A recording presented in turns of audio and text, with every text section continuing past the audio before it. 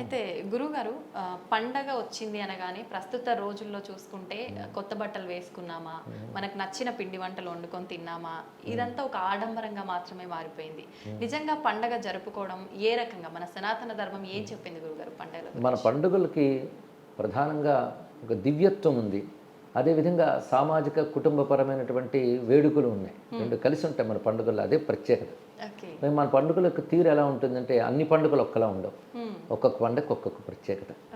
అది సనాతన ధర్మంలో అంటే హిందూ ధర్మంలో ప్రత్యేకతలు అది. మనం మారుతున్న ఋతువులు, ఆ ఋతువులు వచ్చే మార్పులు, వీటిని అనుసరించి పండుగలు ఉంటాయి. ఏ ఒక్క పండుగ ఒకలా ఉండదు. సంక్రాంతి ఒకలా ఉంటుంది, ఉగాది ఒకలా ఉంటుంది, నవరాత్రులు ఒకలా ఉంటాయి, గణపతి నవరాత్రులు ఒకలా ఉంటాయి. అప్పుడు మన మూడు వాతావరణం అన్నీ మారిపోతాయి. అది ఆశ్చర్యకరమైన అంశం. అంటే ఈ కాలంలో వచ్చే మార్పులను అనుసరించి మన పెద్దవాళ్ళు పర్వాలు ఏర్పాటు చేశారు. అలా ఒక్కొక్క సమయంలో ఒక్కొక్క కర్తవ్యాలు కూడా చెప్పారు. పండగ అన్నప్పుడు 10 మంది కలుసుకోవడం, మంచి మాటలు చెప్పుకోవడం, శుభాకాంక్షలు చెప్పుకోవడం ఇవన్నీ అవసరమే. కానీ పండగ అన్నప్పుడు ఈ కుటుంబ పరంగా చేసుకునే వేడుక ఎంత అవసరమో దైవికమైన కృత్యాలు కూడా అంత అవసరం. ఎందుకంటే ఈ సమయంలో వచ్చే మార్పు వల్ల ఒక దివ్యత్వాన్ని మనం అందుకోగలగాలి. ఆ దివ్యత్వం అందుకోవడం కోసం పద్ధతులు చెప్పారు. ఏ పండుగ ఎలా చేసుకోవాలని పద్ధతులు అంటే క్రమక్రమంగా ఆ పద్ధతులు తెలియక ఏదో కొంతమేరకు అనుకరిస్తున్నారు, వారికి ఇచ్చ వచ్చినట్టు చేసుకుంటున్నారు.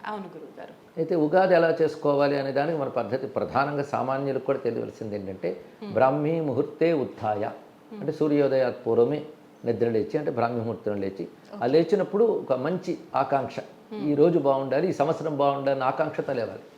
మన గ్రంథాలు కూడా ఏం చెప్తున్నారంటే పొద్దుటే ఎలాంటి భావాలతో లేస్తామో అదే భావం రోజు అంతా ఉంటుంది అనుకుంటున్నది.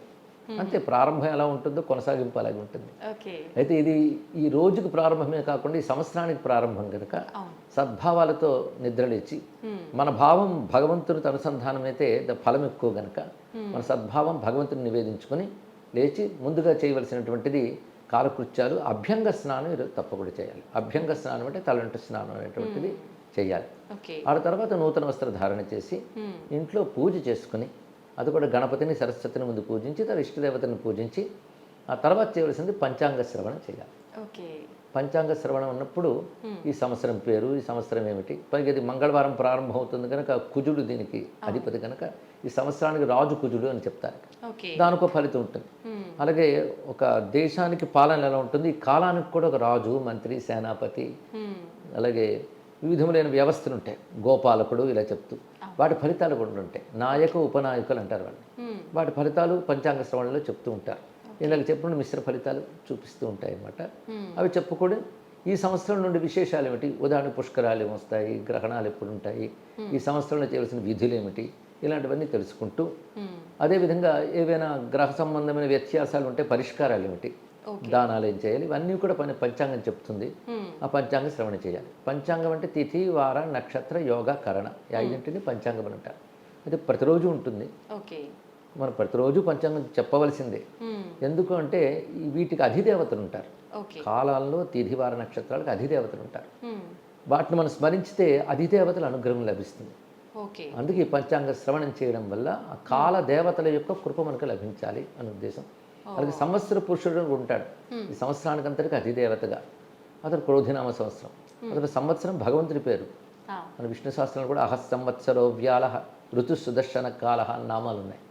అంటే భగవంతుడి పేర్లే సంవత్సరము. ఇవన్నీ కూడా సంవత్సరో విషు వర్ణై అని వేదమంత్రం కూడా ఒకటి ఉన్నది. అంటే అనేక మార్పులతో కూడినటువంటి ఈ సంవత్సరము. మార్పులు అంటే ఋతువుల్లో మార్పు, ప్రతి మార్పులో ఒక అందం ఉంటుంది. అందుకే మారుతున్న ఋతువులతో కూడిన సంవత్సరం అంతా కూడా ఒక భగవత్ స్వరూపంగా భావన చేస్తూ ఈ సంవత్సర కాలం మనకు అనుకూలం కావాలి అని ఒక భక్తి భావంతో, పవిత్ర భావంతో మనం పంచాంగ శ్రవణం చేస్తాం. ఏదో ఇన్ఫర్మేషన్ తెలుసుకుంటున్నట్టు కాకుండా ఒక భగవత్ సాధన కింద మనం చేస్తాం. ఇది పంచాంగ శ్రవణం తర్వాత కృత్యం. ఇక మూడవ కృత్యం ఏంటంటే ఉగాది ప్రసాదం. అందరూ ఉగాది పచ్చడి అంటారు, కానీ నా పచ్చడి శబ్దం వాడకుండా ప్రసాద శబ్దం వాడుతున్నాను. ఉగాది ప్రసాదం అనేది చక్కగా ఉంటుంది. ఇది చేసే పద్ధతి కూడా శాస్త్రమే చెప్పింది. ఇప్పుడు అనేక మంది ఉగాది పచ్చళ్ళు చేస్తారు. ఈ మధ్య తగ్గే, కానీ ఆ మధ్య ఉగాది పచ్చళ్ళ మీద కార్టూన్లు బాగా వచ్చాయి. ఉగాదికి వచ్చిన పేరు చెప్తే పారిపోవడాలు, అంటే అసలు రకరకాలుగా తయారు చేయడం వల్ల వచ్చింది. కానీ ఉగాది పచ్చడి ఎలా చేయాలో కూడా శాస్త్రం చెప్పింది. ఇది పచ్చడి కూర అలాగా వంటలో కలుపుకునేది కాదు. ఇది ఉగాది ప్రసాదం. ఇది ఎలా చేయాలంటే నింబసుమ, ఆమ్ర, శర్కర, ఘృతైర్యుతం అని శాస్త్రం చక్కగా చెప్పింది. ఓకే. నింబసం అంటే వేపపూత, ఆమ్రం అంటే మామిడి, శర్కర అంటే పటిక బెల్లం కావచ్చు, బెల్లం కావచ్చు.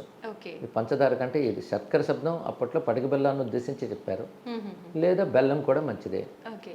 తర్వాత చెప్తున్నది ఘృతం, ఆవు నెయ్యి. ఈ 4 కలిపితే అదే ప్రసాదం. నెయ్యి కలపాల గురువుగారు? ఆవు నెయ్యి ఎప్పుడైనా దేవతా ద్రవ్యానికి ఆవు నెయ్యి వేస్తే అది పవిత్రమవుతుంది.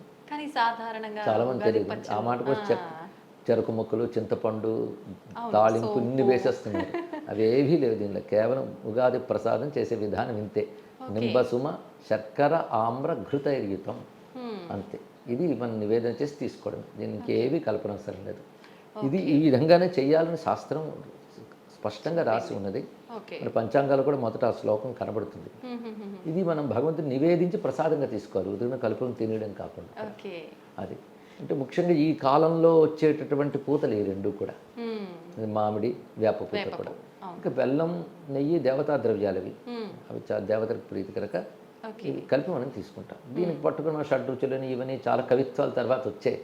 ఉగాది పచ్చళ్ళలో షడ్రుచులు ఉన్నాయి. షడ్రుచులు మనం చూసుకున్న దాంట్లో ఇప్పుడు 4 ఉన్నాయి కదా. 4 షడ్రుచులని, కవిత్వం అని. అయితే ఒక్కొక్క దాంట్లో 2-3 రుచులు కలిసి ఉంటాయండి. ఒక పులుపున పదార్థంలో వగరు కూడా కలిసి ఉంటుంది, అలా చెప్తారు. అయితే షడ్రుచులు అనే మాట అక్కడ శాస్త్రంలో లేదు, మన వాళ్ళు కవిత్వంలో తీసుకొచ్చారు అంతేగాని.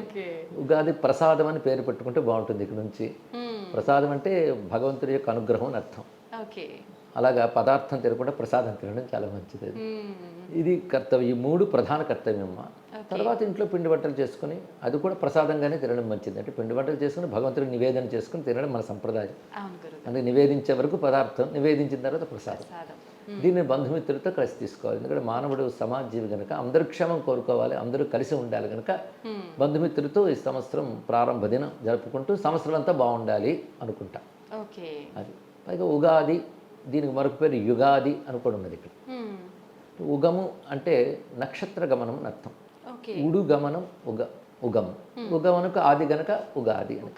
అంటే చంద్రుడు చిత్తా నక్షత్రంలో ప్రవేశించేటువంటి మాసం ఇది. చైత్రం వస్తుంది కదా, అందుకోసం ఇది ఉగమనకు ఆది. అదేవిధంగా మనం చాంద్రమానం అంటే నక్షత్రం అనేది చంద్రుడు సంచరించే దాన్ని బట్టే చాంద్రమానం చేస్తాం. అందుకు ఉగం అనేది చంద్రమానం సరిపోతుంది. యుగాది కూడా సరిపోతుంది. యుగమునకు ఆది. యుగము అంటే ఇక్కడ మనం అనేది కలియుగం, త్రేతాయుగం, ఆ యుగం కాదు. యుగం అంటే జంట, యుగళం అంటాం కదా. యుగం అంటే జంట, అంటే ఉత్తరాయణం, దక్షిణాయనం అనే 2 జంటలు ఇక్కడ సంవత్సరం యుగం అవుతుంది. దానికి ప్రారంభానికి యుగాది. మనకు మరొక విశేషం ఏంటంటే ఉగాది నాడు ప్రకృతిలో మార్పు కనబడుతుంది. సంవత్సరం మారుతోంది అనగానే మనం చూస్తాం ప్రకృతిలో మార్పు. అంతగానే ఏదో సంవత్సరం మారింది అని అర్ధరాత్రి మనం క్యాలెండర్ మార్చేసుకుని పొలవమని అరిచినంత మాత్రాన వ్యవహారానికి బాగుంటుంది కానీ అందులో పరమార్థం ఏం కనబడదు. అలాగే ప్రకృతిలో కూడా మార్పు కనబడదు. మన ఉగాదిలో ప్రకృతిలో మార్పు మనం చూడవచ్చు. ఎందుకంటే చిగురింత, అలాగే పూత, ఫలము అన్నీ వస్తాయి. ప్రకృతిలో మార్పు వస్తుంది. కోకిల కూత ఇవన్నీ మనం చూస్తాం. అంటే ప్రకృతిలో ఒక మంచి మార్పు. అసలు వసంతం అనే మాట వినడానికే చాలా బాగుంటుంది కదా. వసంతం అంటే అంత కొత్తదనం. ఆ వసంతంతో ప్రారంభమవుతుంది. చైత్రమాసం వసంతం యొక్క మొదటి మాసం. దీనికి వేదంలో మధుమాసం అని పేరు. వైశాఖ మాసానికి మాధవ మాసం అని పేరు. మధుమాధవ మాసాలు కలిపి వసంత ఋతువు అవుతుంది. కానీ వసంత ఋతువు యొక్క ప్రథమ దివసం మన ఉగాది. వసంతంతో మనం ప్రారంభించుకుంటున్నాం. అంటే సంవత్సరం చిగురింతతో ప్రారంభమవుతుంది. శిశిరం అంటే ఆకు రాలడంతో పూర్తవుతుంది. అంటే కాలంలో ఎంత చక్కటి ఔచిత్యం ఉందో చూడండి. అందుకే మన సంస్కృతిలో గొప్పతనం ఏంటంటే ఏదో మనం నిర్ణయించుకున్న పండుగలు కాకుండా ఖగోళంలో, భూగోళంలో కూడా వచ్చే మార్పులను అనుసరించి మన పర్వాలన్నీ నిర్ణయించారు పెద్దవాళ్ళు. అది ఔచిత్యం ఉంటుంది. అలాగే ఇప్పుడు కాలంలో కూడా మార్పు వస్తుంది. ఆ మార్పు ప్రభావం ఎలా ఉంటుందో మనం చూస్తూ ఉంటాం. అందుకే ఈ సంవత్సరాది నాడు శుభంగా మనం ప్రారంభిస్తే సంవత్సరం అంతా బాగుంటుందని భావం. అంటే మానవ స్వభావంలోనే ఒకటి ఉంది. ప్రపంచంలో ఏ దేశమైనా వాళ్ళకంటూ కాలమానం, వాళ్ళకంటూ సంవత్సరం ఉంటుంది. ఎవరి సంవత్సరం ప్రారంభమైనా అది బాగుండాలి అని హ్యాపీ న్యూ ఇయర్ అని చెప్పుకుంటారు ఎవరైనా, ఎవరు దానిలో. అలాగే మనము చెప్పుకుంటాం. అయితే మనం చెప్పే దానిలో ఏంటంటే మన శుభాకాంక్షకి ఒక భగవద్భావం కలుస్తుంది ఇంట్లో. అందుకు పవిత్రంగా పండుగ అని చేసుకుంటూ భగవంతుని ప్రార్థించుకుని చేయడం వల్ల మన సంకల్పం ఈశ్వర సంకల్పంతో ముడిపడుతుంది. భగవద్ అనుగ్రహం వల్ల మన సంకల్పం బలం కావాలని మనం కోరుకుంటాం. అందుకు మన ఈ పండుగ నాడు విశేషం ఇంత. అందుకే మంచిగా ఆనందంగా మంచి భావాలతో భగవంతుని ప్రార్థించడం. ఎందుకంటే మన శక్తి ఎంతున్నా, మన ప్రయత్నం అంతున్నా ఈశ్వరానుకూలం కావాలి కనుక ఆయన అనుకూలిస్తే కాలము అనుకూలిస్తుంది, గ్రహాలు అనుకూలిస్తాయి. గ్రహాలు కూడా ఈశ్వర శాసనం బట్టి పెడుతూ ఉంటాయి. ఓకే. అందుకు ఈ రోజున దేవతలను ప్రార్థించడం, అదేవిధంగా గ్రహదేవతను స్మరించుకోవడం. ఇవి గ్రహదేవతలు అంటే ఆదిత్యాయ సోమాయ మంగళాయ బుధాయ చ గురు శుక్ర శనిభ్యశ్చ రాఘవై కేతవే నమః అంటారు. ఈ గ్రహాలు కూడా మనం అనుకూలపరచుకోవడం కోసం వాళ్ళు ప్రార్థించడం, ఇవి ఈరోజు కర్తవ్యాలుగా చెప్తారు. ఓకే.